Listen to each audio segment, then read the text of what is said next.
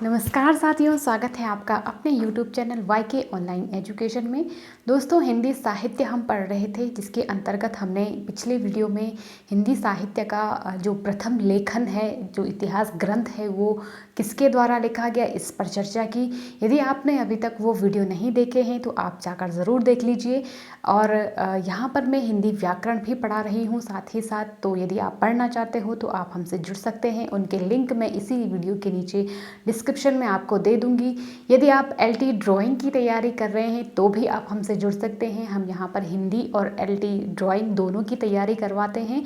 और current affairs के अंतर्गत हमारी एक विशेष सीरीज़ यहाँ पर चल रही है, वन डे वन टॉपिक, जिसके तहत हम महत्वपूर्ण टॉपिकों को, जो वर्तमान में चर्चा के विषय बने हुए हैं, परीक्षा की दृष्टि से महत्वपूर्ण होते हैं, उन पर हम चर्चा करते हैं और उनसे जो भी प्रश्न बनते हैं हम आपको बताते हैं। तो यदि आप पढ़ना चाहते हैं तो आप बने रहिए, जुड़िए हमसे, और शेयर करना बिल्कुल भी ना भूलिए। और यदि आप चैनल पर नए हैं तो प्लीज़ सब्सक्राइब ज़रूर कीजिए और बेल आइकन प्रेस कीजिए ताकि आने वाली नोटिफिकेशन आपको मिलते रहें। चलिए शुरू करते हैं आज का लेक्चर। आज हम पढ़ने वाले हैं हिंदी साहित्य के इतिहास के अंतर्गत। जैसे कि मैंने पिछले वीडियो में पढ़ा था कि हिंदी साहित्य का सबसे पहला इतिहास किसने लिखा, तो आज हम उसी क्रम में आगे बढ़ेंगे और जानेंगे, क्योंकि यहाँ से हमेशा क्वेश्चन बनते हैं। ठीक, तो पहला इतिहास मैंने बताया था कि घरसदातासी, जो कि फ्रेंच विद्वान हुए हैं, उन्होंने लिखा था और फ्रेंच भाषा में था।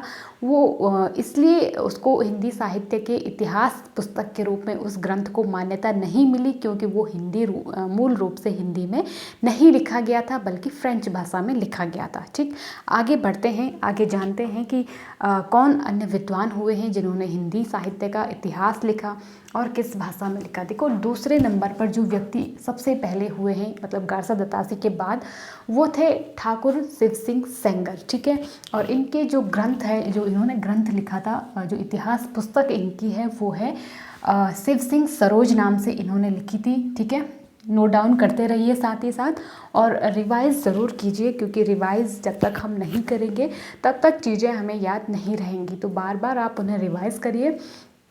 और इसका जो प्रकाशन वर्ष था वो 1883 ईस्वी था। ठीक, तो ये आप ध्यान रखिएगा।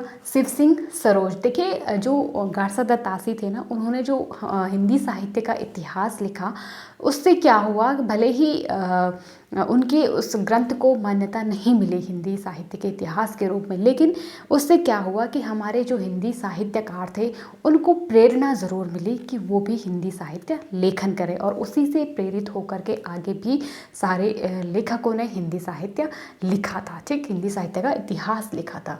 अब हम बात करेंगे कि इस ग्रंथ की जो सबसे महत्वपूर्ण विशेषता जो थी वो यही थी कि किसी भारतीय विद्वान द्वारा हिंदी साहित्य लेखन का ये क्या था, पहला प्रयास था। समझ रहे हो इस बात को? मतलब जो शिव सिंह सेंगर थे, अभी तक हम पढ़ रहे थे कि वो क्या थे, विदेशी व्यक्ति थे, लेकिन शिव सिंह सेंगर जो थे वो मूल रूप से वो मतलब भारतीय ही थे, और पहले देसी या भारतीय विद्वान जो थे जिन्होंने हिंदी साहित्य लेखन का प्रयास किया था। ठीक, हालांकि इस ग्रंथ की कुछ कमियां भी रही हैं। इसमें भी काल विभाजन का कोई प्रयास नहीं किया गया, और साथ ही साथ कवियों जो कवि इसमें उल्लिखित हैं वो सारे, उनको भी अकारादि क्रम, जो मैंने पिछले में बताया था, पिछले वीडियो में, कि अकारादि क्रम क्या होता है, कि अल्फ़ाबेट ए नंबर और अक्षर वाले को पहले रखा गया, फिर आ, इस तरह से।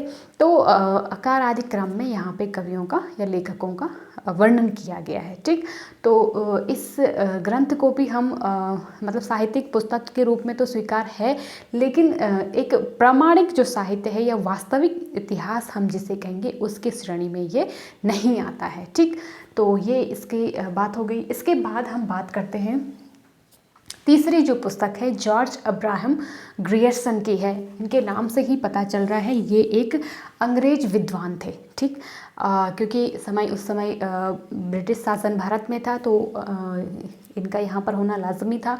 तो जॉर्ज अब्राहम ग्रियर्सन जो थे, ये एक साहित्यकार थे। इन्होंने बहुत सारी पुस्तकें हिंदुस्तान के भाषाओं के ऊपर, हिंदुस्तान के साहित्य के ऊपर लिखी हुई है इंग्लिश में, और ये जो पुस्तक इनकी थी वो भी मूल रूप से अंग्रेजी में ही लिखी गई थी, जिसका नाम था the modern vernacular literature of northern Hindustan. ठीक, फिर से पढ़ रही हूँ, the modern vernacular literature of northern Hindustan. और इसका जो प्रकाशन हुआ था वो कई बार पूछा भी गया है, 1888 ईस्वी में इसका प्रकाशन हुआ है इस पुस्तक का। ठीक, अब देखिए इसका जो प्रकाशक था, जो इस पुस्तक को जो प्रकाशित किया गया था, ये पुस्तक जो है अंग्रेजी में थी, ये आप ध्यान रखिएगा। ठीक, Royal Asiatic Society of Bengal की पत्रिका के विशेषांक के रूप में इसका प्रकाशन हुआ था। ये पत्रिका जो थी वो मूल रूप से मतलब ये जो पुस्तक थी, ये जो Royal Asiatic Society of Bengal थी ना, तो उसकी एक पत्रिका वहाँ पर उस समय निकलती थी बंगाल में। तो उसका एक विशेषांक, जैसे हम अखबार पढ़ते हैं ना, तो उसमें भी एक विशेषांक आते हैं कभी उनके, तो उसी तरह से ये जो पुस्तक थी ये भी विशेषांक के रूप में प्रकाशित हुई थी। आगे चल करके ये एक इतिहास ग्रंथ सिद्ध हुई, मतलब इतिहास ग्रंथ के रूप में इसको देखा गया। ठीक, और इसमें भी अब इसकी बहुत सारी विशेषताएं हैं, बहुत सारी चीज़ें इसके बारे में हमसे पूछी जाती हैं पेपरों में। ठीक है, पहले तो इसका प्रकाशन आप ध्यान रखिएगा। इसके बाद देख लीजिए हिंदी साहित्य का विकास इसमें जो है वो 4 रूपों में किया गया, क्योंकि जो ग्रियर्सन थे ना, उन्होंने हिंदी, आपके पास प्रश्न बनेगा, इसको ध्यान से सुनिएगा, कि हिंदी साहित्य का सबसे पहला काल विभाजन किसने किया। तो वो सबसे पहले काल विभाजन करने वाले व्यक्ति कौन थे? जॉर्ज ग्रियर्सन थे। ये भी एक विदेशी विद्वान है, अंग्रेजी विद्वान है, और ये अपने आप में एक बड़ी बात है। ठीक, देखिए चारण काव्य, इन्होंने जो हिंदी साहित्य का इतिहास था, जो हिंदी साहित्य था, उसको जो विकास क्रम जो दर्शाया गया है वो इसी तरह से क्रमशः दर्शाया गया है। चारण काव्य, धार्मिक काव्य, प्रेम काव्य और दरबारी काव्य। अगर हम इसको इस तरह से समझें, बाद के जो लेखक थे जैसे रामचंद्र शुक्ल की बात करें, तो उनके अनुसार अगर हम उसको उससे रिलेट करें तो क्या है, चारण काव्य यानी कि जो हिंदी साहित्य का आदिकाल हो गया। इन्होंने आदिकाल को चारण काव्य के नाम से भी जाना था, आपने पहले वाले वीडियो में पढ़ा था। और धार्मिक काव्य यानी कि भक्ति काल को धार्मिक काव्य ये कह रहे हैं।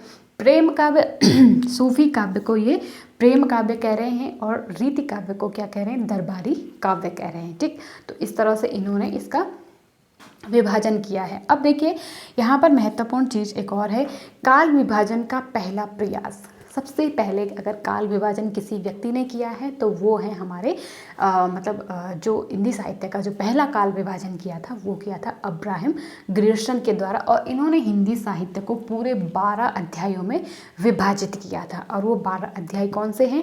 ये इस तरह से, आप चाहो तो इनको याद कर सकते हो, क्योंकि कई बार अगर आप नेट की तैयारी कर रहे हैं, टीजीटी पीजीटी की तैयारी कर रहे हैं, तो यहाँ से आपके पास प्रश्न बनते हैं।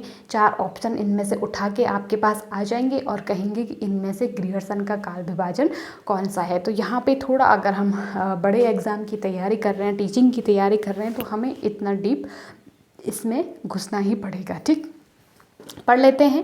देखो पहला इन्होंने चारण काल कहा था, जिसको हम क्या कह रहे हैं? आदिकाल। ठीक, फिर है 15वीं शताब्दी का धार्मिक पुनर्जागरण। तीसरा इन्होंने जायसी का प्रेम काव्य। चौथा है ब्रज का कृष्ण संप्रदाय। 5वां है मुगल दरबार। 6ठा है तुलसीदास। 7वां है रीति काव्य। 8वां है तुलसी के परवर्ती कवि। और 9वां है महारानी विक्टोरिया के शासन में हिंदुस्तान। 10वां है कंपनी शासन में हिंदुस्तान। और 11वां है 18वीं शताब्दी। और 12वां विविध के नाम से, जिसमें इन्होंने अन्य कई चीज़ें जोड़ी हैं। तो देखिए हमें ये चीज़ तो समझ में आती है, लेकिन थोड़ा 2 पॉइंट पे अगर आप फोकस करें तो महारानी विक्टोरिया के शासन में हिंदुस्तान और कंपनी शासन में हिंदुस्तान, तो कह सकते हैं कि इसमें थोड़ा इतिहास की चीज़ों को ज़्यादा, यानी कि अपने शासन को, क्योंकि ये भी अंग्रेज विद्वान थे, तो अपने शासन को यहाँ पे कहीं ना कहीं प्रमुखता दी गई है। तो चलो जो भी है, लेकिन काल विभाजन इसी काल विभाजन से प्रभावित होकर के, प्रेरित होकर के आगे के जो साहित्यकार हुए हैं उन्होंने भी काल विभाजन का प्रयास किया है। और शुक्ल जी इसमें सबसे प्रमुख व्यक्ति हुए हैं, जिन्होंने बहुत अच्छा या प्रामाणिक, जिसे हम कहें, या वास्तविक काल विभाजन कहें, जिसको हम अभी भी फॉलो करते हैं, वो शुक्ल जी ने किया है। आगे हम अगले वीडियो में उनको पढ़ेंगे। एक और पॉइंट यहाँ पे ध्यान देने योग्य है कि जो ये पुस्तक थी ना, the modern vernacular literature of northern Hindustan, तो इसका आगे चल कर के एक हिंदी विद्वान हुए हैं जिनका नाम है किशोरी लाल गुप्त, और इन्होंने इसको हिंदी भाषा में अनुवाद किया है, जिसका नाम इन्होंने रखा हिंदी साहित्य का प्रथम इतिहास। कई विद्वान कहते थे कि जो हिंदी साहित्य का प्रथम इतिहास था वो यही था, क्योंकि इन्होंने काल विभाजन नहीं किया सेंगर ने, इन्होंने प्रयास किया, काफ़ी अच्छा प्रयास किया। तो वास्तविक रूप से कई लोग, कई विद्वान आगे चल कर के उन्होंने इसी ग्रंथ को हिंदी साहित्य का पहला इतिहास ग्रंथ माना है, ठीक। और इन्होंने इसी नाम से इसका प्रकाशन भी 1957 ईस्वी में किया था, ठीक। तो ये कुछ जानकारी है। और एक और चीज़ आप ध्यान रखिए, शुक्ल जी ने इस ग्रंथ को बड़ा वृत्त संग्रह नाम दिया था, ठीक है। बड़ा वृत्त संग्रह, ये नाम किसने दिया था? शुक्ल जी ने दिया था। और किसको दिया था? ग्रियर्सन के इस ग्रंथ के नाम दिया था, ठीक। तो बड़ा वृत्त संग्रह उन्होंने उसके लिए कहा था। तो ये जानकारी मैं उम्मीद कर रही हूँ कि आप लोगों को ज़रूर अच्छी लगी होगी, आपके एग्ज़ाम के लिए बहुत ज़्यादा हेल्पफुल रहेगी। आप इसको नोट डाउन करिए। स्क्रीनशॉट लेने के लिए मैं आपको नहीं कहूँगी, क्योंकि आप लोग स्क्रीनशॉट लेते हो और उसको वैसे ही छोड़ देते हो। कभी भी कोशिश करो उसको कॉपी पे लिखने की, ठीक है, क्योंकि लिखकर जब हम कोई चीज़ पढ़ते हैं तो वो हमें याद रहती है, और जब लिख ली तो एक बार कभी दोबारा उससे नज़र पड़ जाती है तो वो चीज़ें हमें थोड़ा सा क्लिक हो जाती है माइंड में, ठीक। तो उम्मीद करती हूँ कि आज का वीडियो बहुत अच्छा लगा होगा आपको। और दोस्तों, मैं देख रही हूँ कि आपने अभी तक हमारे चैनल को लाइक नहीं किया है, इस सेशन को लाइक नहीं किया है, सब्सक्राइब नहीं किया है, तो प्लीज़ कर लीजिए। आगे भी इसी तरह से हम हिंदी साहित्य को छोटे छोटे टॉपिक्स में पढ़ते रहेंगे, जब तक हमारे पेपर होंगे हम अच्छे से तैयारी कर लेंगे। तो मिलते हैं नेक्स्ट वीडियो में, तब तक के लिए नमस्कार।